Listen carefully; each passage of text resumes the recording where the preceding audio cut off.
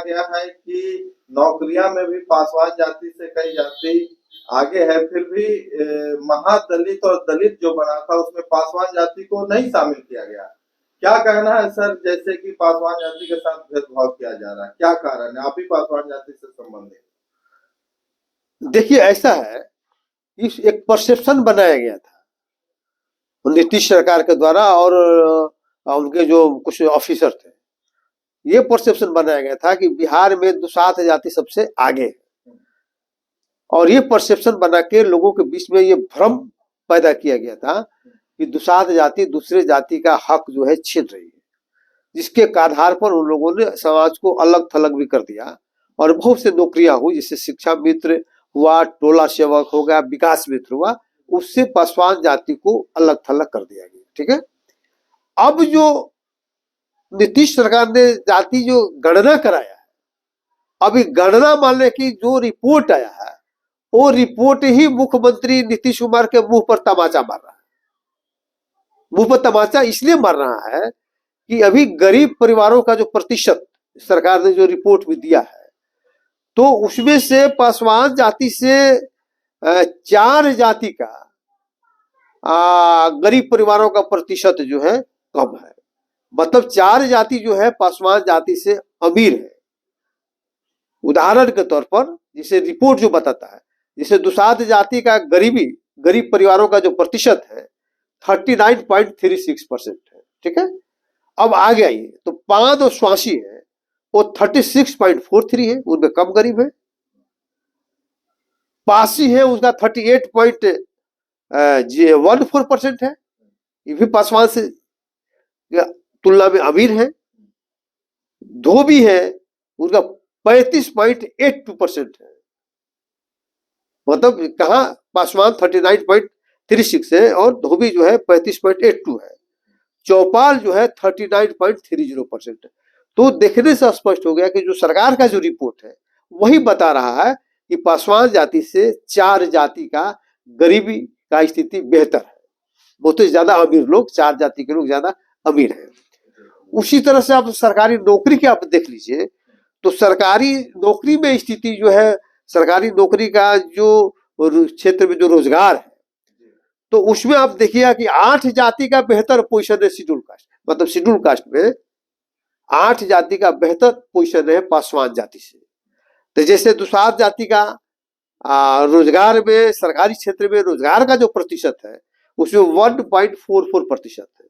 अब आगे आप बढ़िए, जैसे पासी है उनका 2%, धोबी है उनका 3.14% है, हरी बेहतर भंगी है उनका 2% है, धनगर है उनका 2.45% है, हलाल खोर है 2.39% है, बावरी है 2.228% है, लाल बेगी है 1.51% है और घासी है 1.57% है। इसका मतलब 8 जातियों का नौकरी का स्थिति जो है शेड्यूल कास्ट में पासवान से बेहतर है। ठीक है, इसके बावजूद भी ये परसेप्शन बना के किया गया था।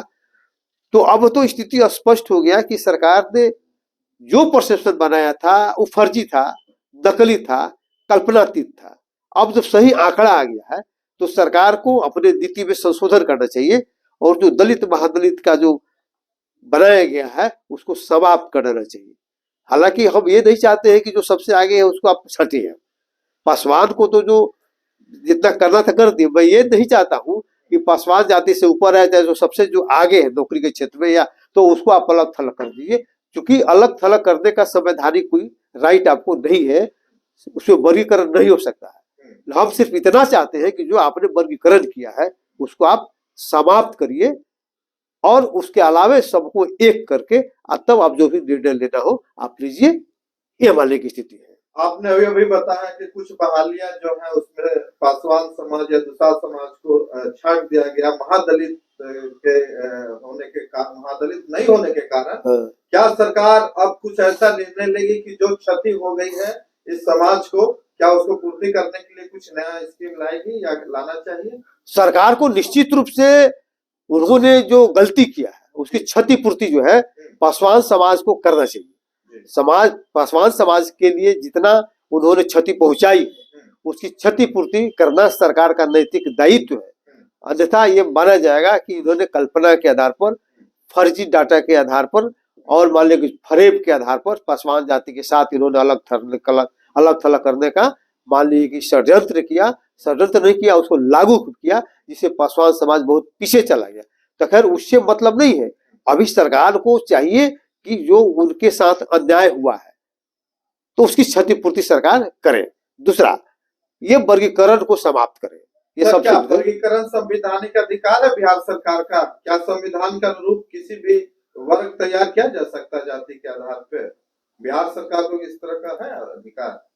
पहला आप देखिए कि संविधान में आप जाइएगा तो शेड्यूल कास्ट का संविधान के अनुच्छेद 341 में उनका लिस्ट है और उनके बारे में विशेष चर्चा है, ठीक है। उसमें वर्गीकरण का कहीं कोई अनुच्छेद में कहीं कोई व्यवस्था नहीं है, ठीक है। उसके अलावा 9 जज बेंच का फैसला है। जब ओबीसी में उन्होंने वर्गीकरण किया था, मतलब क्रिमिनल लगाया था ओबीसी में, तो 9 जज बेंच ने स्पष्ट तौर पर कहा था मंडल केस में कि criminal concept is not applicable to SC and ST, ठीक है। इसके अलावे एक और सुप्रीम कोर्ट का 5 जज का बेंच निर्णय था ईवी चेन्नैया मामले में। तो सुप्रीम कोर्ट कहा कि आंध्र प्रदेश में क्या था कि शेड्यूल कास्ट को 4 भाग में बांट दिया था। तो सुप्रीम कोर्ट ने कहा कि शेड्यूल कास्ट को परमिट नहीं किया जा सकता है कि आप उसका वर्गीकरण करिए, इसलिए कि एक होमोजीनियस क्लास है और सिर्फ अनटचेबिलिटी आधार है शेड्यूल कास्ट का लिस्ट का। तो अनटचेबिलिटी को बांटना कोई संभव ही नहीं है। इसलिए अगर कोई वर्गीकरण किए हुए है तो वो संविधान का टोटली उल्लंघन है, इसलिए वर्गीकरण समाप्त किया जाता है। समाप्त हो गया। नीतीश कुमार जी कहीं राजनीतिक खुन्नस तो नहीं निकाल रहे हैं दुसाध जाति से?